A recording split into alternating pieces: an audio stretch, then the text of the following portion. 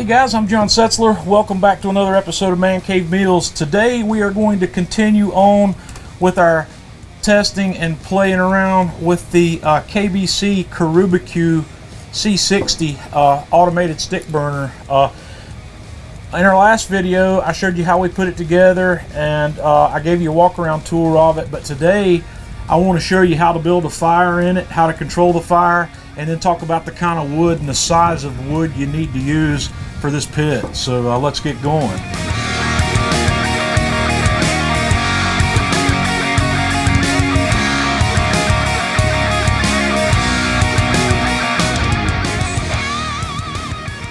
The first thing you need to be concerned about when you're going to start up the Karubecue C-60 is the size of this firebox. I'm going to show you here just with my tape measure how big the firebox is. We are 11 inches in length in that direction. We are 5 inches that way, and on the depth we are 8 inches deep, or actually probably 9 inches deep on the depth. So you can't put an extremely large log in this thing. You need smaller wood to work in this setup.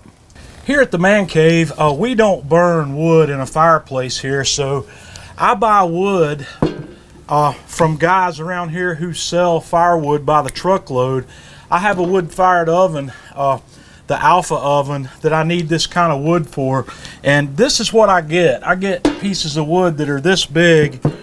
This guy is in length, it's 20 inches in length, which is too big for the Karubecue. It's also too big for my wood-fired oven. So I bought an electric chainsaw, and I actually have a chop saw as well that I haven't tried yet, that I use to cut these splits down into smaller pieces. These are about 9 inches long, which is perfect for not only my wood-fired oven, but this size is perfect for the Karubecue as well. And once I get them down to this size, I make some splits that are even smaller that I can use as kindling to get a fire started. So this is what you need. And as far as wood selection is concerned, I use oak, and listed on the Karubecue website, kbq.us, you'll want to have a look. He's got a listing there of different types of woods that work well, and some of these work better than others in this pit, but you can't go wrong with oak. Oak does very well. So what we're going to do now is I'm going to show you how we start this grill up, or how I start it up. There's a lot of ways you can do this, and I found one that I like, so let's put some fire in it. I like to use the same sort of starters that I use to light up my Kamado grill, which are these fire starter cubes. So I'm going to set 2 of these guys down here in the firebox, and I'm going to light those up with my torch. And then I'm going to just place in a couple of small pieces of this kindling that I showed you that we cut down. I'm just going to kind of cross that over in there, and we'll let this burn for 5 to 7 minutes and let it get caught up and going before we come back and put a log on. And after that kindling gets caught up, I'm going to go ahead and set one of my logs on here, and we're going to let this burn for another 25 minutes or so. Our objective here is to get a nice hot bed of coals going on the bottom. So I'm going to come back here and we'll have a look again here in about 20 minutes. Okay, now we're having a look from the side of the firebox down low. You can see we're starting to get a nice hot bed of coals going there, which is our objective. I've let this go for another 20 minutes or so, like I said, after I put that log in. So now I want to have a look at the top and show you how this is settled. And you can see that that log that I put in there settled about halfway down, so it's going to ignite here pretty quickly. It's already burning on the ends, but what I'm going to do is I'm going to go ahead and put my next log on, so this next log can be getting hot and getting ready to burn. And I've left the lid off during this process. You can leave it on if you want, but while I'm getting that hot bed of coals going, I just leave the lid off. Now that we have the fire going in the firebox adequately, I have put the lid on the firebox, and I'm going to plug the power into my control box.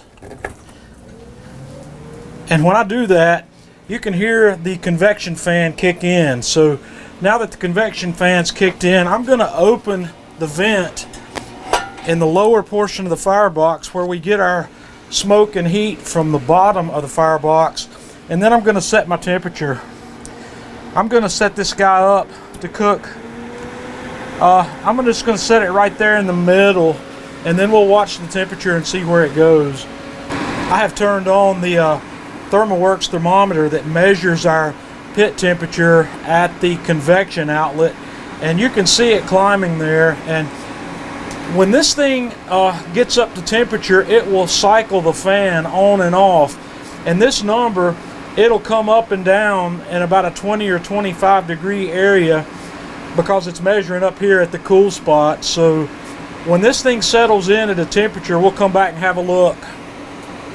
And from this view, you can see what they call the inverted flame, which is the beautiful thing about this grill, or about this smoker. It's pulling air out of the bottom of the firebox. It's actually pulling the heat down into this lower compartment and then pushing it through the smoker. And we can control that from the vents on the back that I showed you in the last video. We can get heat from the bottom section with that perfectly clean smoke, or we can get heat from the upper section that's got some less clean smoke just by adjusting those vents. Okay, I just heard the draft fan cycle off. The pit had gotten up to about 230 degrees, and you can see this thermometer here at the outlet fan or at the convection fan falling, and as it drops a little bit more, that fan will kick back on. I'll see if I can stay here with it for just a minute, because I think it's probably going to kick back on about the time it gets to 210, maybe in the 205 area as to when that cooks back on. There, you heard it. It just kicked back on, so you'll see the temperature start to climb back, and that's how this thing works. It does that, and it manages that temperature just like you see here. And you can use this thermometer to manage the pit temperature. I have put an oven thermometer inside the pit as well that's an analog, so we can have a look at that too.